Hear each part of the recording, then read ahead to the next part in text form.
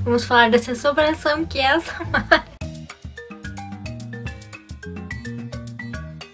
Oi, gente, Sarah da Imagem. Se você gosta de filme, cultura pop, direito, se inscreva no canal, pois é muito importante pra mim. Obrigada desde já. Esse quadro eu lancei ano passado e eu simplesmente dei sumiço, mas agora eu vim com o chamado. E por quê? Tem uma história por trás. Quando eu tinha 10 anos, foi meu primeiro filme de terror que eu assisti. Era madrugada, tava passando na TV. Tava eu e 2 amigos que eram mais novos que eu. E a gente pegou todas as luzes, assistimos. Eu vou confessar pra vocês que eu não senti medo.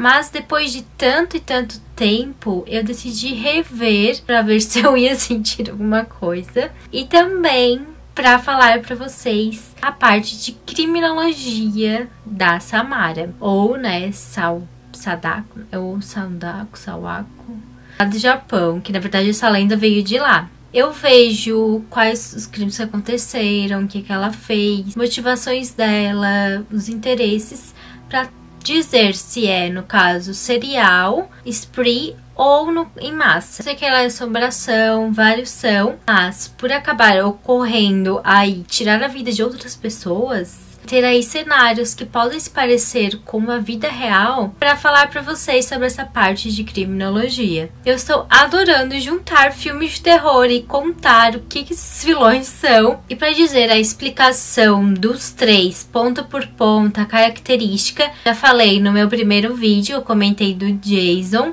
por isso eu não irei aí ser repetitiva e falar tudo de novo. E já falando nisso, de que a principal, a Rachel, pesquisa mais sobre a Samara, vê a história dela, que era uma criança bem nova. Ela fala ali na filmagem que tudo que ela faz, ela não consegue deter, não consegue segurar. Mas Machu, isso não para. Mas o discurso dela baseou mais ainda pra eu achar que ela era um tipo. Aí vão falar que é criança e tal, mas vocês sabem que filmes de terror, quando é assombração, gente, criança, mete muito mais medo. Tudo começa quando estão a Kate e a Rebecca na casa da primeira e acaba ali falando da lenda de uma fita em que depois que você escuta, acaba tocando o telefone e a pessoa dizendo que em uma semana você vai aí falecer. E exatamente 7 dias depois? Quem disse isso? É muito assustador que depois disso a Kate tenha ficado apavorada. Qual o problema?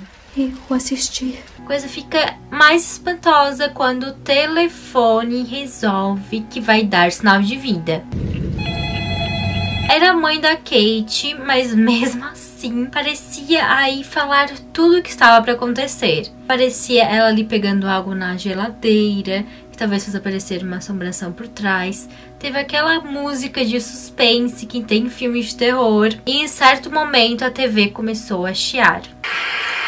Para de brincadeira, Becca, cadê o controle? Eu estava com alguma tensão para saber o que é que rolaria. Confessar que eu não lembrava muito assim do começo, mas do final e de todo aquele mistério resolvido. Ela fica achando que é brincadeira da Rebecca, mas quando ela desliga a TV, liga de novo. Ela corre para vários lugares, é como se fosse uma poça enorme no chão. Mas eu penso que sim, significa muito em relação ao lugar que a tal assombração se encontra e o mistério. No fim, em vez de fugir para mais longe da TV possível, não, ela acaba abrindo a porta do quarto, que tem uma telona ali, e vem a Samara e a pega. Sabe que no outro dia, um tal de Josh, que é o namoradinho dela secreto, acaba também por tirar a sua própria vida no mesmo dia e praticamente hora em que a Kate aí faleceu. Josh Durandot, adolescente do Back Bay, morre ao cair de um prédio. Então a gente já sabe que os dois viram a TV, estavam ali juntos sozinhos, escondidos.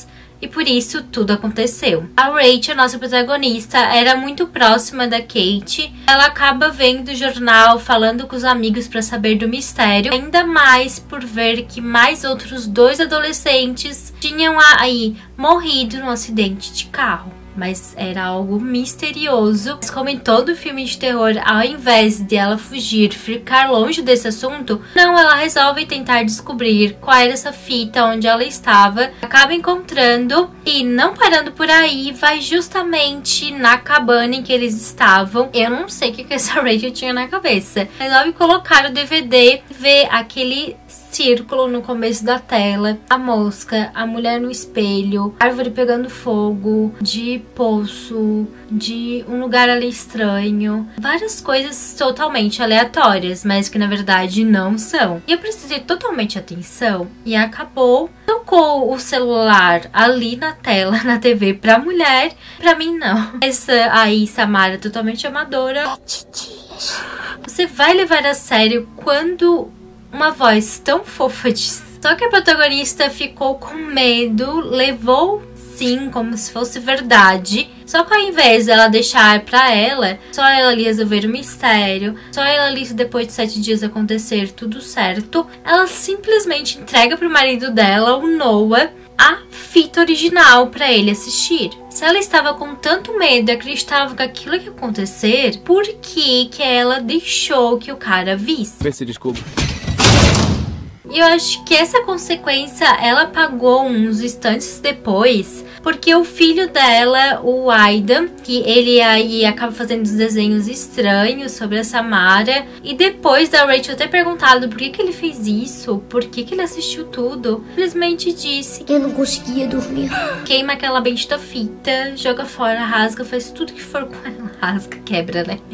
Então na tela foi passando os dias que restavam para que a protagonista acabasse aí falecendo. E nisso ela tava procurando livros, vendo fitas, parava, tinha um frame, alguma imagem que ela não via, ela copiava, ela tentava ver qual era o lugar em que essa tal assombração estava, o que aconteceu. Ela acabou chegando em um lugar que tinha o tal de Richard, e lá ela vê uma gravação da Samara ainda viva, dizendo que ela não queria machucar ninguém, nem a mãe dela. Só com essa imagem ela foi melhor do que todo detetive, porque descobriu que o Richard tinha tirado a vida de uma criança, da Samara. O que o senhor fez com ela? Ele disse que foi porque não estava aguentando mais e acaba tirando a própria vida, deixando aí a Rachel com esse mistério, não respondendo praticamente nada pra ela. E vem um estralo na cabeça e ela lembra do poço, vai até o lugar e acaba caindo no nada, e lá ela encontra um esqueleto.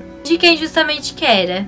Da Samara, claro. E parecia que assim a maldição já tinha acabado, ia dar tudo certo. Foi bem no dia em que ela deu 7 dias, então como ela não acabou aí falecendo por conta da maldição, ela achou que estava tudo certo. Só que no outro dia vemos Noah, o marido dela, sendo atacado pela Samara. Praticamente não adiantou de nada, deixou o pessoal com um pouco atrás da orelha. Tava lá Aidan e ela vivos, meio que dando uma continuação pro que estava por ver. A teoria de que porque o Noah se foi e os outros dois não, é porque tanto a Rachel quanto o Aidan pegaram e fizeram cópias e entregaram para outras pessoas. Só que eu que só vi um, praticamente fiquei aí com essa questão na cabeça. Então talvez tenha sido isso ou não. E agora respondendo a pergunta se ela é serial, spree ou em massa. Nesse caso eu vou falar dos pontos que mais se encaixam. Primeiro, que ela tem um ritual todo até atacar a sua vítima. Tem que ser uma pessoa que pegue a fita, assista até o final. Eu assisti. Depois tem aquela ligação dizendo sobre os 7 dias. 7 dias. Quando dá uma semana no horário exato, tem que estar ali com uma TV, alguma tela, que vai aparecer a Samara e pegar quem está ali. Então, é sim um ritual, acontece com todo mundo. Claro que tem exceções, como gente acabar aí antes disso acontecer, tirando a própria vida, como foi do caso do namorado da Kate. Também tem o fato de que ela faz isso tudo sozinha e tem um certo tempo de resfriamento. Então é como se alguém vendo o DVD fosse um gatilho pra ela. Se alguém não assistisse a fita, ela não ia aí pra cima da pessoa. Talvez durasse anos, meses.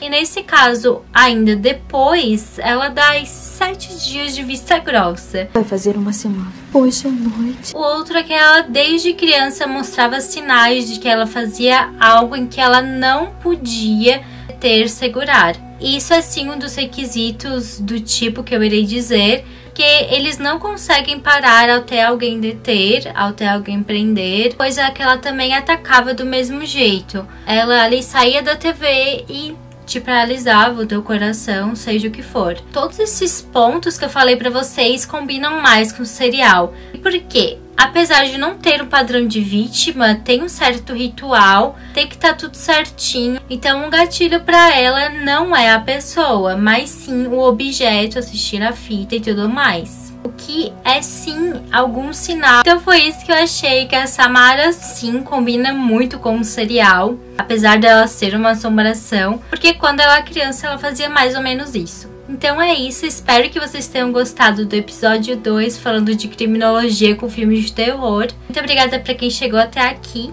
beijos, tchau!